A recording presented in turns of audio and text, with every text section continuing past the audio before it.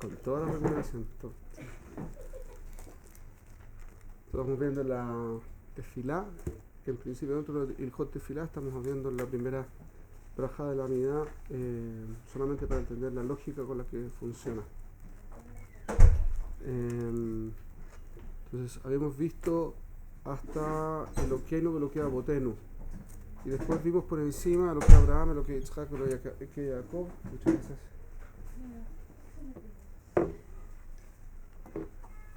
ברוך אתה אדוני אלוהינו מלך העולם שהכל נהיה.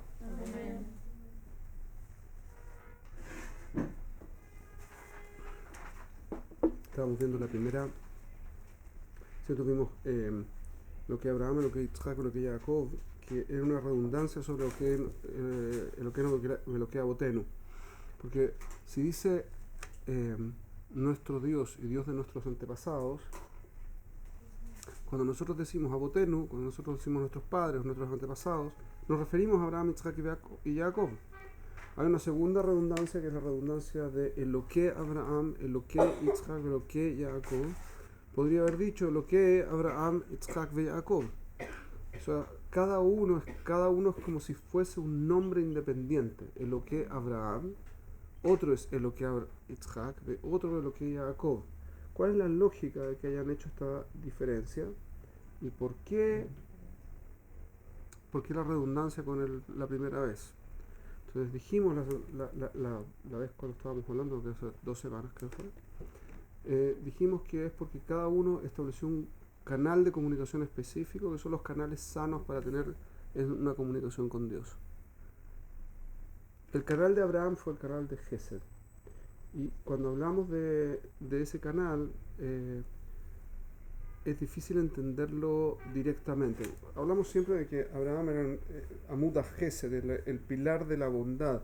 Es decir, el pilar, ¿cierto? Sobre 3 cosas se sostiene el mundo: sobre la Torá, la Bodá, el Ginud Hasadim, ¿sí? Sobre la Torá, sobre el servicio y sobre los actos de bondad.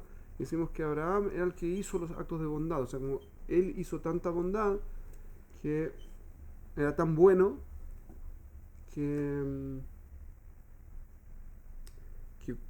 correspondía a ese pilar, a esa forma de sostener al mundo. Ahora, es extraña la forma en que se refiere la Torá a eso de que era tan bueno, porque en el fondo expulsó a su hijo con una ubre de agua y una hogaza de pan junto con su mamá al desierto, y decimos que era re bueno, era súper bueno. Era tan bueno, fue y dependiendo del Mefaresh, mató a su hijo, a Isaac. Respecto de la bondad, no se quiso asociar con Lot, hizo una guerra, ¿no? Está todo bien, buena onda, fue bueno, pero ¿a qué se refiere con bondad? Entonces, ¿cuál es la bondad a la que se refiere?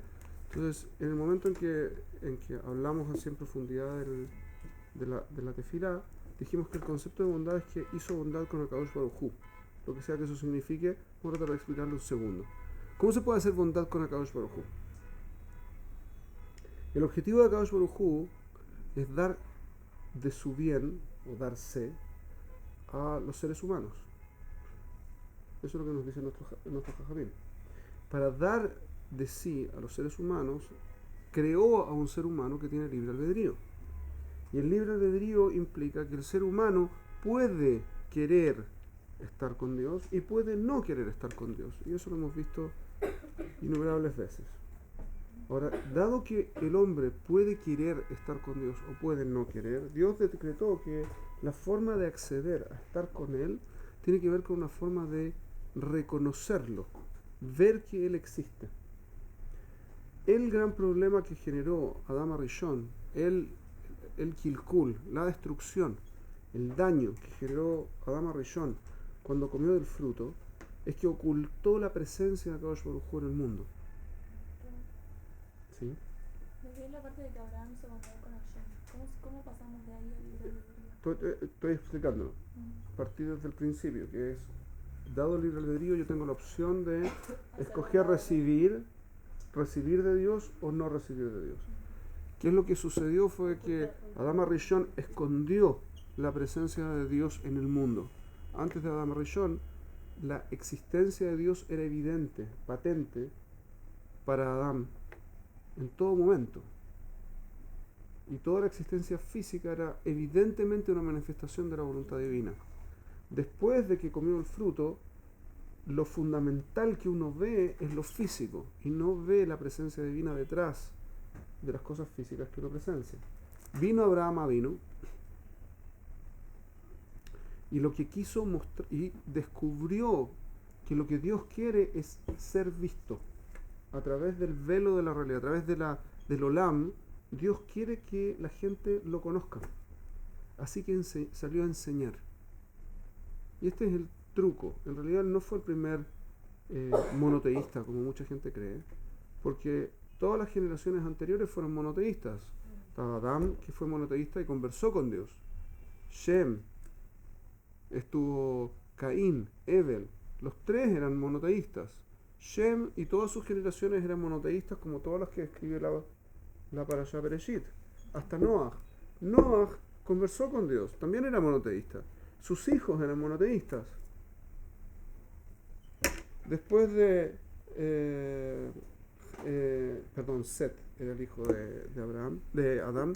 Shem era el hijo de Noach, del que vino del que vino Eber. Y Shem y Eber enseñaron monoteísmo hasta la llegada de Abraham vino. O sea que no fue el primero y no el único que sabía del monoteísmo. Fue el primero que salió a enseñar, a hacer kiruv, a enseñar que Dios existe. ¿Para qué lo hizo? Porque descubrió que esa es la única forma en que Dios puede cumplir con su objetivo. Si la gente no sabe que Dios existe, entonces no se puede conectar con Él. Entonces Abraham hizo Gesed con Akadosh Baruj Hu, en el sentido que fue a mostrar que Dios existe para que Dios pueda lograr su objetivo. Quiso cumplir con la voluntad divina. Sí, pero no puede forzarme a algo que depende de mi libre albedrío.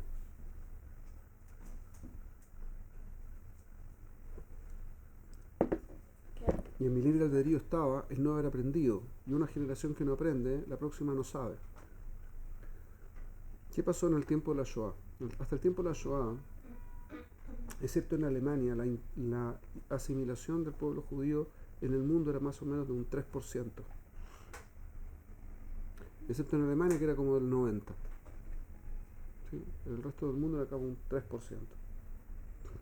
Repentinamente, después de la Shoah salió un montón de gente al mundo, judíos, que no eran los que sabían Torah, era la gente que no sabía Torah en general, la que se logró escapar. Y por lo tanto llegaron a todas partes gente que cumplía a veces y sabía, pero sabía lo suficiente para hacer, no para enseñar. Y como no sabía enseñar, la segunda generación no supo nada y se perdió. Y la tercera generación prácticamente salió sin ningún conocimiento de Torah y se asimiló casi completa, que es la generación en la que estamos, la generación de ustedes, no sé si es la tercera o la cuarta, pero la mía es la tercera, y en mi generación hay muy poca gente que haya sabido Torah antes del proceso de Teshuvah que se está viviendo en este periodo, donde prácticamente no se sabía nada. Entonces es exactamente lo mismo. Si una generación decide no cumplir o no hacer o no saber, la generación siguiente no le resulta fácil ver la realidad de la forma en que nosotros vemos la realidad. La tercera generación es muy difícil que lo logre y la cuarta no tiene cómo. El Rebbe de Lubavitch, no suelo citarlo yo a él, pero el Rebbe de Lubavitch solía decir que esos son lo que dice el pasuk en los 10 mandamientos. Los 10 mandamientos dice que Dios es un Dios celoso, que castiga las transgresiones de los padres en los hijos hasta la tercera y la cuarta generación. ¿Qué significa eso, Israel? ¿Por qué no lo castiga siempre? Porque después de la cuarta ya no hay más. Después de la cuarta generación, la quinta generación ya no es parte del pueblo. se perdió. También lo decían con los cuatro hijos en el Seder de Pesach. El Jajam, el Tam, el Rasha y el Shen de Alishol, ¿sí? Y él decía que ese era el orden. El Jajam era el que sabía, el Tam, uno simple, el Jajam es sabio, sabía y le transmitía al Tam, al simple. El simple aprendía lo suficiente para hacer, pero no suficiente para transmitir. Venía al Rasha, que venía con preguntas que el Tam no puede contestar, y entonces queda al final el que no sabe preguntar. ¿Y cuál es el quinto hijo? No está, ya no está. La relación también del revés. Entonces, este es justamente el punto. Y lo que vino a hacer Abraham vino a revertir el ciclo. Vino a enseñar. ¿Para qué enseñó? Para que la gente pudiera acercarse si quería. ¿Okay? Entonces vino a ser Gesed con Akadosh Baruj Hu. La forma en que Dios lo trató, y esta es la parte interesante, es que Dios lo trató con pruebas para que se pudiera acercar. Asarán y Sionot, ¿sí? Con 10 pruebas se probó a Abraham Avinu, y Amad y las pasó todas para probar cuánto cariño tenía Abraham por Dios y cuánto cariño tenía Dios por Abraham también, ¿sí? ¿Por qué? Porque en el fondo cada prueba le permitió acercarse más a Dios. No era una prueba para castigarlo, sino una prueba que le permitía a Abraham acercarse más a Kadosh Baruj Hu. Eso también hizo mucho Gesed con Abraham. Sí, pero la forma en que lo hizo no es lo que nosotros llamamos el Gesed, no es que se lo regaló. Le permitió que él fuera avanzando. Eso es lo que hizo. ¿Ok? Yitzhak tuvo una relación distinta. Entonces la relación es, yo hago Gesed en el sentido de yo quiero hacer que a Dios le vaya bien y hago lo que Dios requiere de mí para que su plan se cumpla. Dios me ayuda a que yo me acerque. La forma en que me ayuda a que yo me acerque es con pruebas. No necesariamente es algo fácil, pero es una forma para que yo pueda crecer. ¿Okay? Yitzhak, su relación fue la relación de Din. Él, está escrito que nunca transgredió, nunca cometió una transgresión. Y eso es dificilísimo de absorber, ¿verdad? No cometer una transgresión significa no equivocarse nunca. Hacer todo correctamente, permanentemente. Como decía un rab con el que yo me aconsejaba mucho, decía, él podía pasar por seif, cada uno de los apéndices del Shulchan Aruch, y en todos estar ok. Todo. Y él, ¿cómo fue que dio su relación con Dios? Entendió que él tenía que hacer perfecto lo que Dios quería que él hiciera, hacerlo perfecto. Es distinta que la lógica de Abraham, porque Abraham salió a hacer cosas que Dios nunca le dijo que tenía que hacer. Yitzhak no tiene el nivel de Abraham, es menor que Abraham, porque no es proactivo en el sentido de ir a buscar que otra cosa Dios quiere, incluso que no esté claro. Yitzhak es Din, hace exactamente lo que tiene que hacer. Esa es la forma de relación con Dios. Y Dios lo bendijo más que a cualquier otro. Recibió una braja gigantesca. Era el más rico de todos los patriarcas. Tanto que está escrito en el Midrash, cuenta que la cantidad de estiércol de las ovejas y cabras de Yitzhak valían más que toda la plata y el oro que tenían en Gerar, que era una ciudad, un pueblo, un reino en la zona que hoy es Gaza.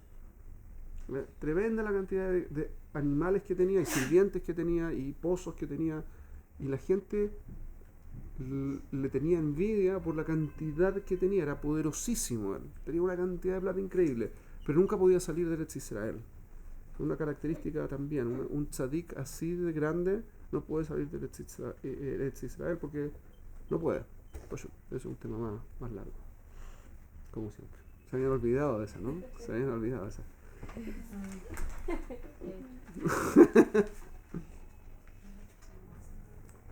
¿Vieron? Volví igualito. Ah. Después está Jacob. Jacob, la relación de Jacob es que él, entendiendo lo que quería, que Dios,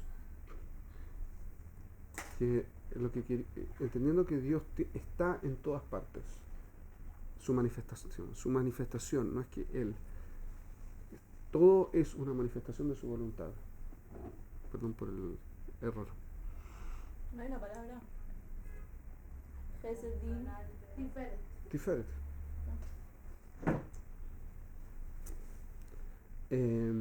Entendiendo que Dios se manifiesta en todo lo que existe y todo lo que acontece, que todo está hecho para que uno se acerque a Él, que todo depende de lo que uno quiere hacer y para dónde uno quiere ir y que uno esté tratando de hacer las cosas correctamente. Entendiendo todo eso, todos los eventos son desafíos para que yo me acerque a Él y trate de cumplir con su voluntad. Y por eso Jacob trató de obtener y consiguió obtener la primogenitura y después las verajot, y se casó e hizo toda clase de trucos para tener una herencia de Labán, y se escapó de Labán en vez de estar enfrentarlo directamente, y tuvo todos los problemas que tuvo con Dina y todos los problemas que tuvo con los Anim, y etcétera, etcétera, como todos los problemas que tuvo con Yosef, porque la forma en que se relacionó Jacob con Hashem es buscarlo en todos los eventos y particularmente los problemas de su día mundanos, digamos, todos los problemas en los que se enfrentaba todo el tiempo, y por lo tanto Dios lo metió en problemas permanentemente. ¿Okay? Entonces, esos son tres tipos de relación distinta. Fíjense qué curioso. A Abraham Dios le dijo que viniera a Eretz Canaán, ¿sí? Y apenas llegó puso una hambruna y tuvo que salir. Y tuvo que volver. Pero volvió sin mandato de Akadosh Baruj Hu. O sea, como que Abraham vino y aquí Dios lo sacó de aquí. Y después él volvió. A Isaac Dios nunca lo dejó salir. Jacob tuvo que vivir 20 años de su vida fuera. Cada uno tiene una vida completamente distinta y su relación con el ex Israel es distinta, su relación con Dios es distinta, etc. Y eso es lo que marca estas tres formas. Hay una forma de manifestación que Dios tiene para con Abraham, otra para Isaac y otra para Jacob. Son tres canales distintos: Gesed, Din y Tiferet, obviamente. Sí. Esa forma de relación la eligió Akadosh Baruj Hu, o ellos. Ellos, y Dios hace el equivalente, es el Tzad Sheini, como él. O sea, ellos decidieron relacionarse de esa forma y él lo aceptó. Él siempre acepta la forma que pero, yo quiera o sea, relacionarme con él. Ellos eligieron estas tres formas. Uh-huh. Y Depende de igual mí como manera, yo decido relacionarme con Dios, Dios se relaciona conmigo, eso siempre. Si yo decido no relacionarme con él, él decide no relacionarse también. Pero en este caso, Jacob entonces eligió todos esos desafíos. No, decidió relacionarse a través de desafíos. ¿En qué momento? En el momento en que escogió asumir un rol que no era el de él, que era el de tomar la Bejorá, de comprar la Bejorá, y después cuando robó las Berajot. Y cuando decidió enfrentarse a Labán y a ver quién era el más piqueas, que el más ducho en mentir y en hacer toda clase de cosas.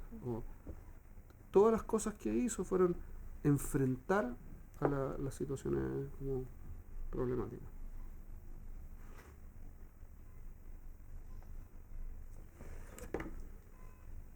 Mira la brajá y dice que el Elión. Que el Elión es una expresión que aparece en el Humash, en Parashat Lech Lejá, después de la guerra. Después de la guerra de los 4 reyes contra los 5 reyes, en los que fue tomado Lot prisionero. Entonces fue Abraham y tuvo una guerra en contra de los 4 reyes, los ganó y recuperó a Lot y a Sdom, a toda la gente que habitaba en Sdom, que habían sido tomados prisioneros también, y a todo el rehush, todo el botín que se habían robado, y volvió a Sdom, a la zona de Sdom y Amorá. Y allí lo recibió, dos personas lo recibieron, el rey de Sdom y Malquitzedek Cohen Lequiel Elión, el sacerdote del Dios superior. ¿Quién era ese? Dice Rashi, Shem. Ese era Shem. O sea que el sacerdote del gran Dios, del Dios superior, era aquel que sabemos que sabía que Dios existía. Así que servía a Dios. Y ahí se generó una modificación en la lógica en el mundo. La forma en que se relacionaba la gente hasta entonces es que Dios existe y era superior, era más grande que todos los otros dioses. Abraham estableció una cosa distinta. No solo que es más grande, sino que aparte se relaciona con nosotros. Se relaciona en el día a día. No es que yo lo tengo que servir a un Dios que está distante. Él está presente, su manifestación es todo lo que sucede. Eso lo descubrió Abraham. Y eso se notó en la guerra contra los 4 reyes, porque Abraham fue con Eliezer, dice el Midrash, pero con 217 personas, que es lo que dice el Pasuk, ¿sí? Con 217 personas, y atacó a 4 reyes que habían ganado a 5 reyes y les ganó. Y eso no era razonable. Entonces hay toda clase de Midrashim al respecto, que les tiraba tierra a los soldados de estos reyes y se convertían en flechas y en lanzas y los mataban. La tierra se convertía en flechas y lanzas. ¿Ok? Entonces, es como independiente de lo que haya sucedido concretamente, claramente lo que viene a decir el Pasuk, o sea, el Midrash, es que esta fue una guerra milagrosa. No podría ser que Abraham ganara. Y eso implica que Dios se mete en el día a día, en las cosas que suceden, y puede alterar el funcionamiento natural de las cosas, en función de su voluntad, y en función de la voluntad de aquellos que lo sirven. Eso lo descubrió Abraham. Y esa fue la relación que tenía Abraham con Dios. Hasta entonces solo era el Kel Elión, solo era el Dios superior. Este Dios, el de Abraham, el de Isaac, el de Jacob, que acabamos de describir, también era el Kel Elión, también era este Dios superior. Esa es una novedad. Es el mismo. Kel Elión significa que por encima de todo esto también es un Dios superior. ¿Okay? Solo que ahora lo relaciono más con el mundo, lo trajo más hacia... Yo me relaciono a través de estas 3 formas, pero sigue siendo el mismo Dios. O sea, Abraham buscó la relación directa, ¿no? Como Claro. que no estuviera tan arriba, sino traerlo No es más que buscó que no estuviera tan arriba. Sigue estando arriba. Pero en realidad, si lo piensan 2 segundos, es muy evidente. en términos de nosotros, no en sí. términos de que acá es Baruj. Todo el sentido. Lo voy a tratar de explicar de una forma distinta para que quede quizás un poco más claro. No es que Abraham lo trajo más cerca. Descubrió que estaba cerca. Eso es todo el punto. Porque desde el punto de vista humano, ver a un Dios como alguien tremendamente superior es relativamente natural. Encontrar que es impresionante es natural si yo logro entender el concepto de Dios. Independiente de que no logre entenderlo a Él, entender de qué estoy hablando cuando estoy hablando de Dios, hace que inmediatamente entienda que es superior, que es impresionante. La maravilla de lo que dijo, lo que entendió Abraham, es que si Dios es la causa de todo y es el que maneja por detrás los hilos de la realidad, en el fondo todo es su manifestación, y por lo tanto la naturaleza, la realidad, es como si fuese una máscara de Dios. Dios está presente aquí delante mío en todo. Eso es lo que descubrió Abraham. Entonces no es que deje de ser Elión, es que el Elión, eso es lo que me dice la verajá, que el Elión es un Dios superior. Es cierto, es superior, pero también tiene estas formas de comunicación, porque también, además de ser Elión, también está aquí en lo chico. Y eso es lo notable. Es decir, para él no es más difícil relacionarse conmigo que manejar el universo. Es exactamente lo mismo. Y eso es notable. Porque para él, siendo él ilimitado en su poder, entonces no es más grande el universo que yo. Para mí es gigantesco el universo. Yo soy nada en el universo. Pero para él el universo es nada y yo también. Entonces somos iguales. Y entonces se puede relacionar conmigo de uno a uno, y eso fue un descubrimiento de Abraham, ¿okay? Que después transmitió, y por eso los Isaac y Jacob se pudieron relacionar de esta forma con él. ¿Okay? Que el Elión Gomel Hasidim Tovim Bekonea Kol, ¿sí? Gomel Hasidim Tovim, Gomel significa que derrama o entrega, ¿sí? Pero en realidad la palabra ligmol, ¿sí? Ligmol significa, ¿alguien sabe lo que significa ligmol?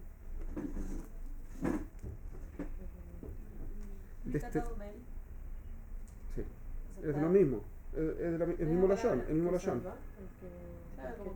Que desteta, es destetar, quitarle el pecho a un bebé, es decir, la mamá en el momento que deja de amamantar, destetó al niño, ¿sí? Eso es el concepto de ligmol, de destetar, ligmol. Lo voy a escribir.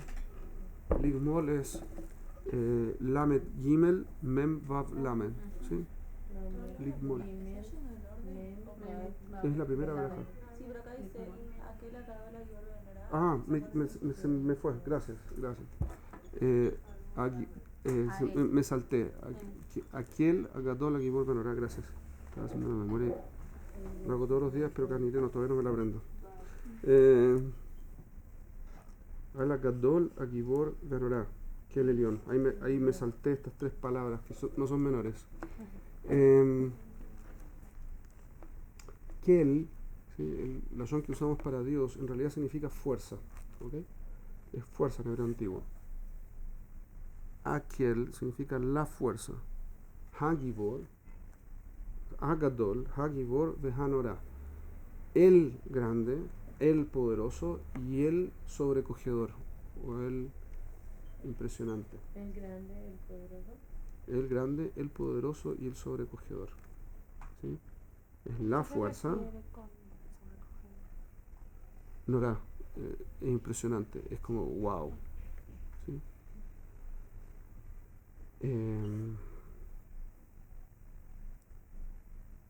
Los hombres de la gran asamblea se llaman así porque en el tiempo anterior a la destrucción del primer templo se usaban estos tres adjetivos para describir a Dios, para relacionarse con Dios. ¿Por qué? Porque aparecen en un pasuk en la Torá, en Devarim.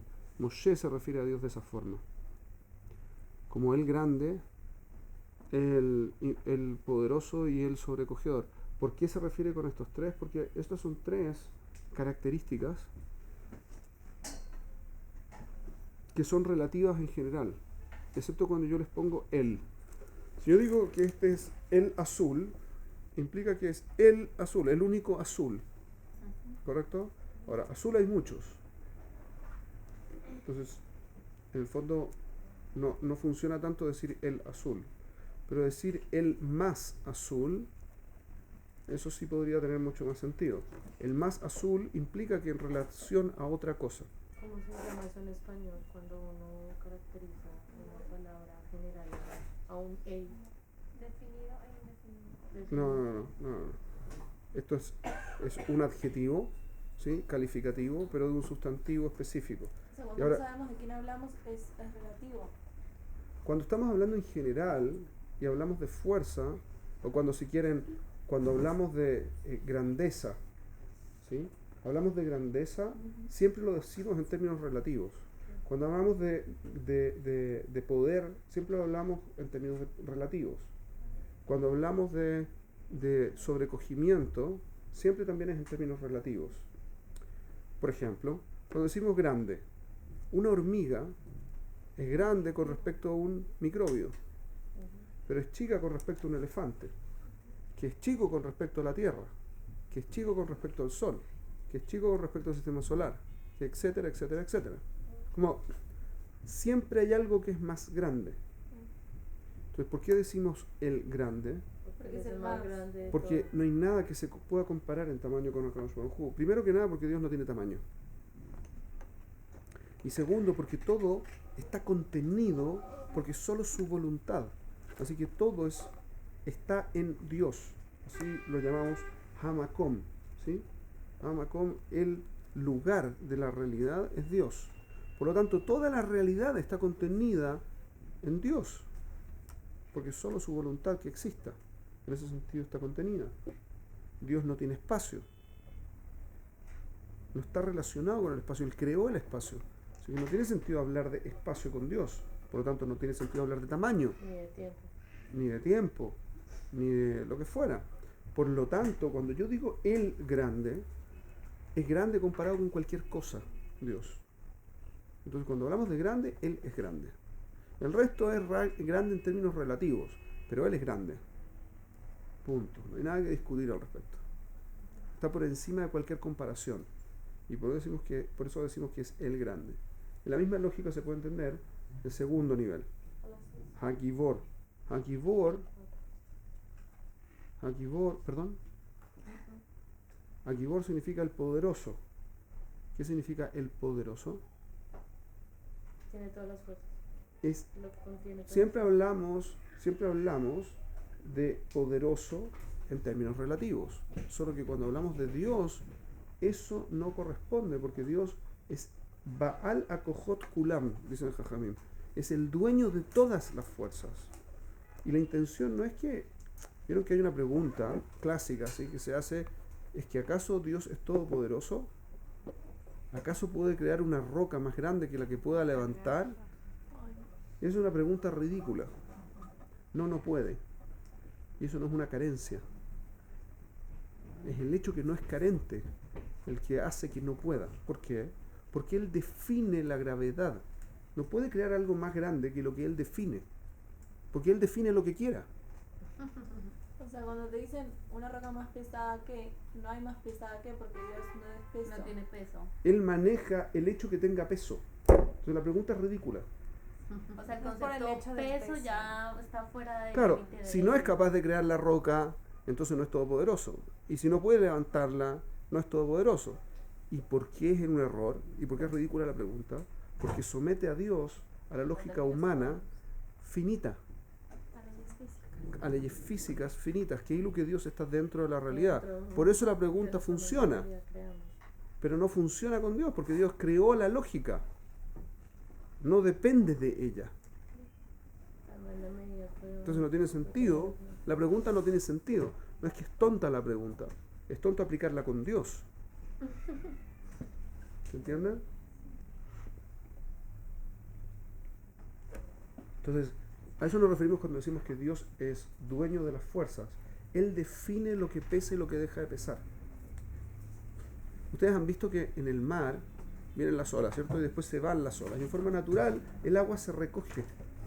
¿Qué pasaría si de repente el agua empezara a recogerse hacia el lado? Tenemos el Yam Suf de nuevo. Mediocre. Eso es lo que hizo Kaush Baruj Hu con el Yam Suf. Hizo algo que la gravedad hiciera así. Y el agua se separó en forma natural. No hay problema, porque Él define la fuerza. Él no necesita, como para nosotros es guay, impresionante, pero para Él es como, bueno, ahora la gravedad para el lado y listo, como no pasa nada. Él define la fuerza. Es dueño de las fuerzas. Vamos a verlo cuando veamos la segunda brajá. Se van a dar cuenta que es el icar de lo que viene a decir la segunda brajá también. Veanorá implica que es sobrecogedor. Sobrecogedor significa que por encima de cualquier cosa que me apabulle, que me deje, pero absolutamente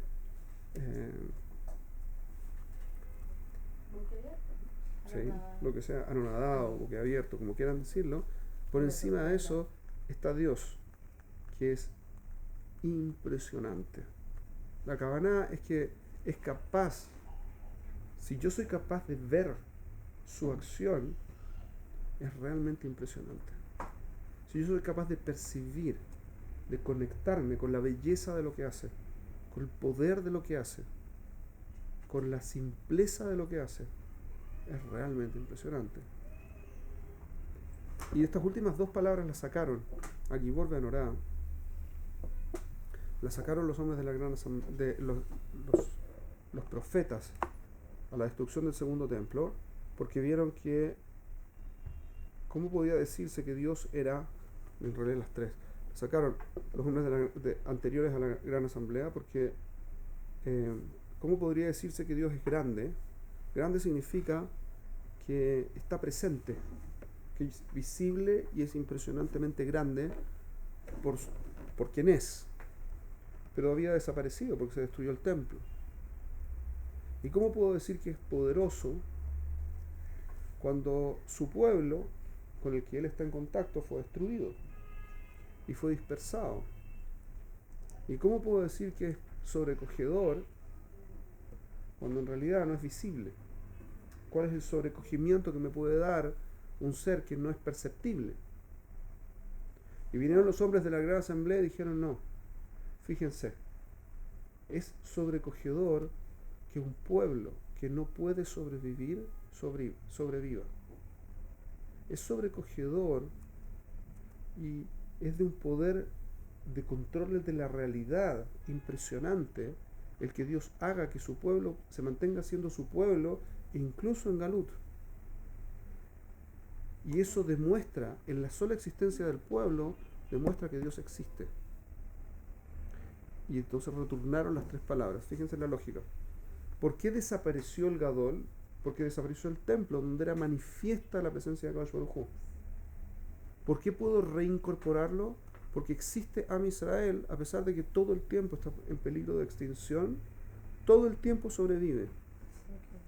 Y eso no ha pasado nunca. No hay ningún pueblo de la historia que haya pasado por lo mismo y que haya sobrevivido y se haya dispersado y que haya mantenido algún grado de conexión entre las distintas partes. Eso es una demostración aparte, es una demostración de que las leyes de la sociología no aplican con el pueblo de Israel, lo que implica que no son leyes para todos, y eso no tiene sentido. Solo cuando hay alguien que maneja las leyes tiene sentido que una ley se cumpla con todos menos con uno, lo que muestra que Dios existe porque el pueblo existe. Y ahí tenemos Norá, y tenemos Gadol, y tenemos Gibor, de vuelta. Eso es lo que mostraron los hombres de la gran asamblea, y volvieron a incorporar estas tres palabras en el Nusach de la Tefila. ¿Ok? No, iba a decir que, o sea, que no por él mismo, sino por su manifestación. Correcto. Porque a él no podemos Nunca. captar atributos en él, Nunca. sino a través de lo que Correcto. manifiesta, en este caso el pueblo, el templo, ¿no? Claro, Su la diferencia es que cuando yo veo un milagro manifiesto en forma permanente, en un lugar claro, entonces imagínense lo siguiente, que yo encontrara un lugar donde las cosas se caen hacia arriba. En todo el mundo y en todo el universo se caen de arriba hacia abajo, y en este lugar de 2 por 2 metros las cosas suben. Implica que este lugar es especial y rompe las reglas de la realidad. Entonces las reglas que yo creí que eran las reglas de la realidad no son las reglas de la realidad. No es una realidad general. Es una realidad en términos generales, pero hay un particular que rompe la ley. Hay un prat, hay un caso especial en esta ley que la saca de la realidad. Lo que implica que la ley, si tiene una cosa rara en donde no se cumple, implica que hay un trasfondo a eso. Y eso es justamente lo que sucede en el templo. Una vez que todo el tiempo veo que hay un milagro, por ejemplo, hay uno de los milagros que dicen los jajamim que se sostenían en el templo permanentemente, era que no importa que hubiese viento, el fuego generaba humo y el humo subía derechito. Entonces imagínense lo siguiente, el humo sube derecho, derecho, derecho, viene el viento, viene una tempestad y el humo sube derecho, derecho, derecho. Eso no es razonable. Eso no pasa. ¿Correcto? Eso no tiene sentido. Entonces, ¿por qué pasa? Es evidente que hay una manifestación allí de que ese lugar, ese humo, ese algo es distinto. Y eso implica que Dios existe. Y implica miles de cosas, ¿no? Pero implica que Dios existe. Puedo ver en forma patente que Dios existe. Por eso, una de las cosas que, no sé si ustedes hacen en la tefilá de la mañana, pero hay cosas que en la Shiur, el Advarim Shein la Shiur, dice la Mishnah. Estas son las cosas que no tienen una medida, que se pueden hacer todo lo que uno quiera. Apea, Bikurim, va reayón. ¿Qué es lo que es el reayón? El mirar el templo. Mirar el templo no tiene medida. ¿Por qué? Mientras más lo veo, más evidente es que Dios existe. Es tan evidente que mientras más lo veo es mejor. Porque eso muestra que si aquí existe, y es evidente aquí, cuando veo que no existe, me estoy equivocando. Donde sea que lo esté mirando. Entonces es bueno que yo tenga esta mirada. De hecho, tenemos la obligación, los hombres, 3 veces al año, ir a verlo. ¿Por qué? Para que recordemos que el tema no es nuestra fuerza. Él hace el cuento, no nosotros. ¿Sí? Ese es el ¿Por qué los hombres solamente? tema un poco más largo. ¿Sí? Pero las mujeres tienen una conexión más automática con el Kadosh Baruj Hu. Se vuelve más real para ustedes que para nosotros. Porque nosotros tenemos mucho más el tema de la fuerza y el tema de conseguir logros y lo que fuera. No tiene que ver con eso, pero es un poco más largo. Ok. Aquí el Gadol, la fuerza, ¿sí? Esto, el Gadol, aquí vuelve a Norá, que el Elión, ya lo expliqué, Gomel Hasidim Tovim, el que derrama o que desteta de Hasidim Tovim. Hasidim es de la Shon Gesed, bondades, buenas bondades, ¿sí? Buenas bondades, no es una redundancia. Normalmente nosotros usamos algo bueno como algo bondadoso, es un error. En términos, algo bueno es algo que va con el sentido de la cosa. Algo bondadoso es algo que es más allá de lo esperable. ¿Ok? ¿Se entiende la diferencia? No entiendo el sentido de la cosa. Lo vimos en otro aspecto. Cuando yo defino un objetivo, lo vimos, no me acuerdo en qué clase lo vimos, pero vimos que cuando yo defino un objetivo, en forma automática se define el bien y el mal respecto de mi objetivo. Bien es aquello que va de acuerdo con el objetivo de la cosa, y mal es lo que va en contra. Y todo lo otro es parve, como no es tan bueno ni es tan malo, lo que fuera, ¿sí? En alguna parte parve, en alguna parte negativo o en alguna parte positiva. Cuando hablamos de el bien, hablamos de algo que es lo correcto, es el din, en términos de din, ¿sí? Tov tiene que ver con din, tiene que ver con que la cosa va con su objetivo, ¿sí? Y Gesed tiene que ver con que se traspasa lo esperable, lo que la ley diría a priori, ¿sí? Eso tiene que ver con Hasidim Tovim, lo que implica que el Gesed que Dios hace es bueno y bondadoso. Gesed es una bondad, ¿sí? Que hace más de lo que uno esperaría que hiciera, pero siempre lo hace bien, es decir, no rompe nunca con el objetivo. Todas las cosas, incluso cuando van más allá de lo que uno pudiera esperar, van de acuerdo con el objetivo de la cosa. Esa es la lógica en la acción de Kadosh Baruj Hu. Incluso cuando digamos que yo haga Gesed, ¿sí? Entonces yo le doy un dulce a mi hijo. Le doy un dulce a mi hijo que no tendría por qué recibir. Ahora, si yo lo doy, lo puedo dar de forma dañina o de forma constructiva. Si lo hago constructivo, es por ejemplo como un estímulo o como un premio porque hizo algo, premio que no tendría por qué haberle dado, o lo que sea, ¿sí? Para enseñarle algo, para ayudarlo a fijar una determinada conducta, lo que sea. Y lo puedo hacer destructivo, puedo hacerlo simplemente darle mucho o darle fuera, incluso cuando está haciendo las cosas mal, o para que no llore, o porque a mí porque lo tranquiliza y se me deja tranquilo a mí, o cualquier cosa de ese estilo. Eso podría ser destructivo. Entonces, Dios cuando da bien, o sea, cuando da bondades, perdón, lo hace siempre bien, es decir, siempre lo hace constructivamente. Y esto es lo curioso del lashon Gomel. Gomel significa que nos quita las bondades buenas. Eso es básicamente lo que dice el lashon. Y es lo que nosotros usamos para decir actos de bondad, Gomel Hasidim. ¿sí? No entiendo. Pero en realidad es quitar bondades. O sea, ¿Ves que por no qué? nos da todo. Como que No. Nos da y después nos lo quita. Eso es lo que hace Dios. Siempre hace lo mismo. Fíjense, tenemos un bebé. El bebé es incapaz de ninguna cosa. No se puede cambiar pañales, no puede comer solo, no se puede sacar, ¿no es cierto? No puede eructar solo, no puede manejar su sistema digestivo, no puede dormir solo, no puede hacer nada. Absolutamente nada. Es incapaz de cualquier nada. Es absolutamente nada. Y entonces tiene padres y los dos padres, o la madre, o el padre, o ambos, están todo el día preocupando de que tenga todo lo que necesita. ¿Hasta cuándo? Hasta que el bebé es capaz de comer. hasta que Porque no ayer no esté- está todo el tiempo dándonos los buenos, quiere que nosotros alcancemos eso porque si no, Y eso explica exactamente el concepto de la tzedaká. La tzedaká no es dar. ¿Se acuerdan que hemos dicho eso? Sí, que No cuando es sea dar en exceso, estándar, ajá. sino si lo estoy dando por mí, entonces lo voy a terminar haciendo mal. En exceso Tengo de que algo, hacerlo. ¿Se acuerdan cuando otra estábamos persona. hablando en las sefirot, ¿cierto? ¿Se acuerdan? Que estábamos hablando del gesed y que tenía que tener límite y el límite tenía que ser bello y proyectable, vejule, ¿se acuerdan todo ese tema? Bueno, este es justamente el punto.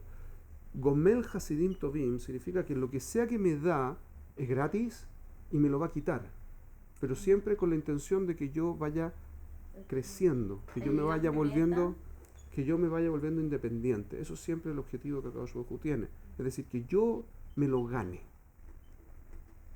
Ese es el concepto. ¿Ok? Entonces no es que me da gratis, me da y eventualmente él me lo va a quitar, porque mientras más me quita, más soy capaz yo de volverme independiente en eso. Perdón, pero no termino de entender.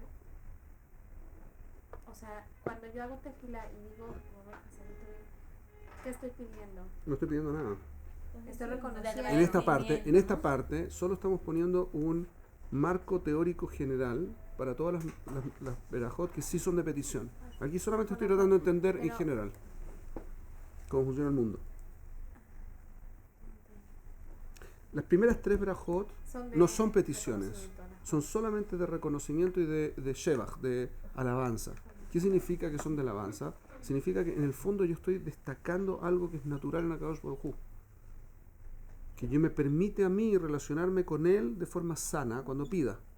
Eso es lo que estoy diciendo con la shevach. Y van a ver que es exactamente lo que está diciendo la verajá. Lo que está diciendo en el fondo es que él se relaciona con cada uno, a pesar de que es el Dios de toda la creación y la genera y la mantiene, se relaciona conmigo de tú a tú.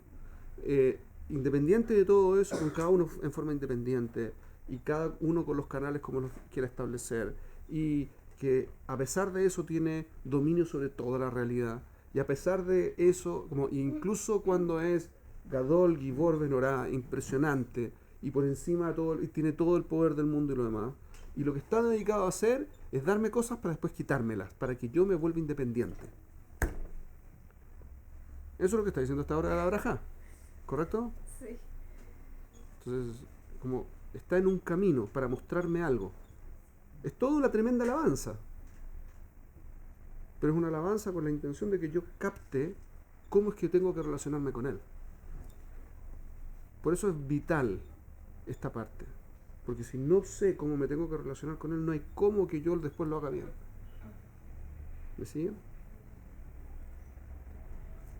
Como así, para concretar La el idea. concepto.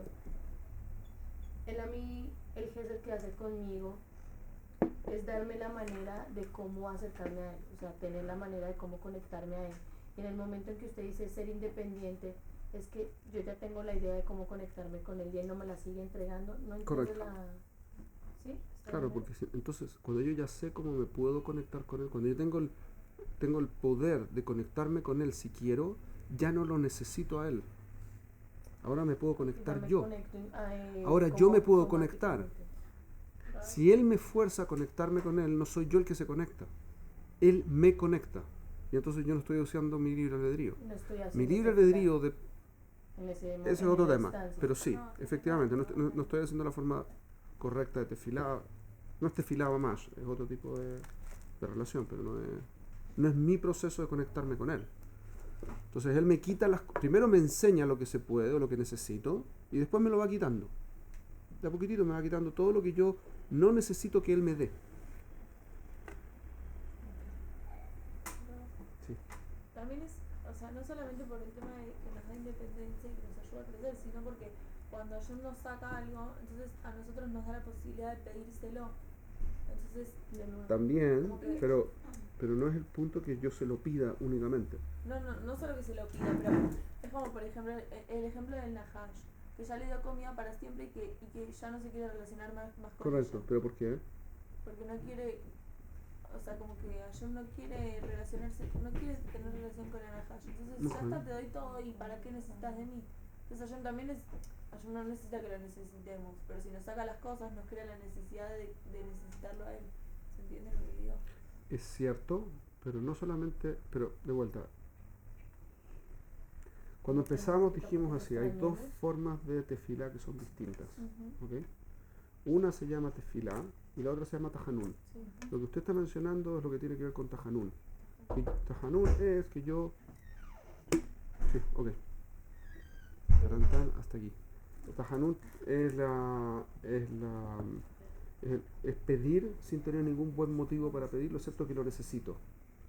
Esto no es lo que estamos haciendo ahora. Estamos haciendo otro tipo, que se llama tefilá, que es un crecimiento interno hacia adquirir lo que Dios quiere que yo adquiera. Ese es el tema aparte. ¿Sí? Chicas. Ah, sí.